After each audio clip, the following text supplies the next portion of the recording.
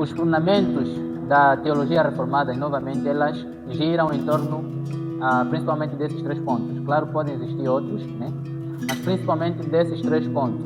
Então, as razões por quais nós utilizamos a terminologia reformada, as razões por quais nós falamos que somos uma igreja reformada, somos cristãos reformados, não é conectando com confusão, rebeldia, ou na ideia de que os outros não são cristãos, não prestam, são mundanos e tudo mais, não. Tanto é que um dos elementos entra a questão da catolicidade. Nós olhamos os pentecostais que creem em Cristo Jesus como seu único Senhor e Salvador e que entendem que a justificação é somente pela fé em Cristo Jesus. Então são nossos irmãos, nós olhamos estes como nossos irmãos, até mesmo dentro do calvinismo ou dentro da fé reformada, nós olhamos aqueles como irmãos. E aqui queremos dizer, nem todo calvinista é salvo, nem todo calvinista é nosso irmão. Só é nosso irmão aquele que vê Cristo Jesus como seu único Senhor e Salvador e entende que a justificação, ela vem somente pela fé em Cristo Jesus, não vem pela fé mais as nossas obras. Dali houve a necessidade de se protestar contra a fórmula católica.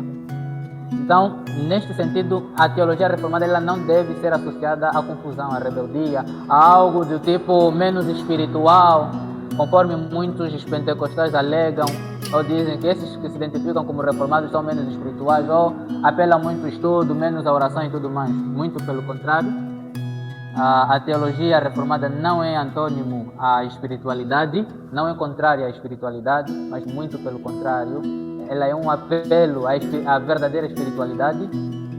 Ela é um anseio ao retorno à verdadeira espiritualidade que é bíblica. Então, no que se fundamenta a teologia reformada, ela incide-se inicialmente sobre os seus pensamentos de quem é Deus. Neste sentido, estamos a dizer que a teologia reformada ela é uma teologia, tendo Deus na sua teologia como centro de tudo, do qual todos os outros pensamentos, todas as outras doutrinas se desdobram, dependem. Nós entendemos Deus sendo soberano, aquilo que as nossas confissões apresentam sobre quem é Deus. Deus é soberano, Deus é santo, onipotente, invisível, espiritual. Essas todas as descrições, elas norteiam tudo que nós entendemos sobre o pensamento cristão.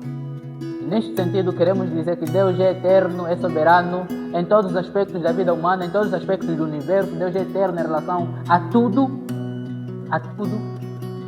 Deus é eterno, sempre foi eterno, sempre será eterno, é soberano. E neste sentido, quando falamos que Deus sabe todas as coisas, pressupõe que todas as coisas se tornaram, pressupõe que esse conhecimento procede dele mesmo, porque ele é quem determinou as coisas.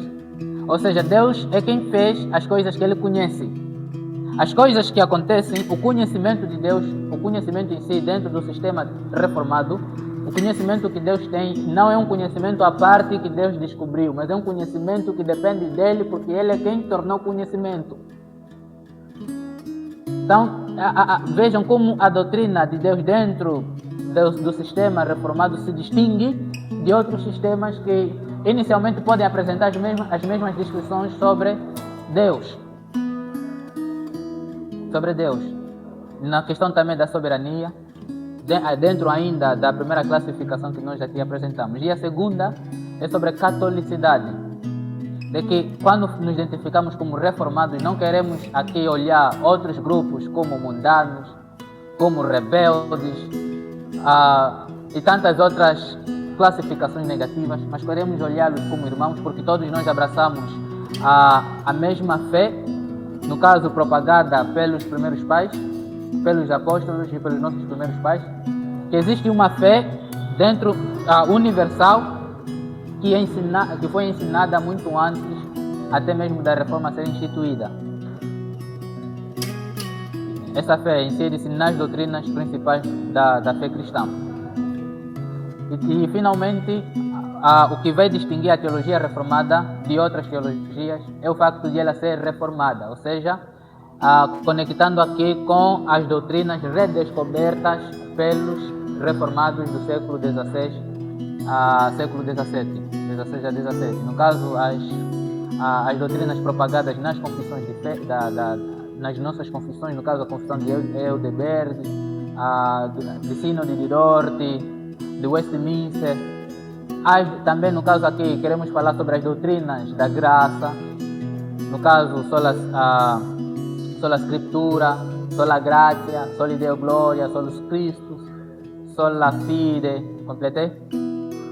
Sola Scriptura. E aqui acrescentando também os pontos do calvinismo, os 5 pontos do calvinismo.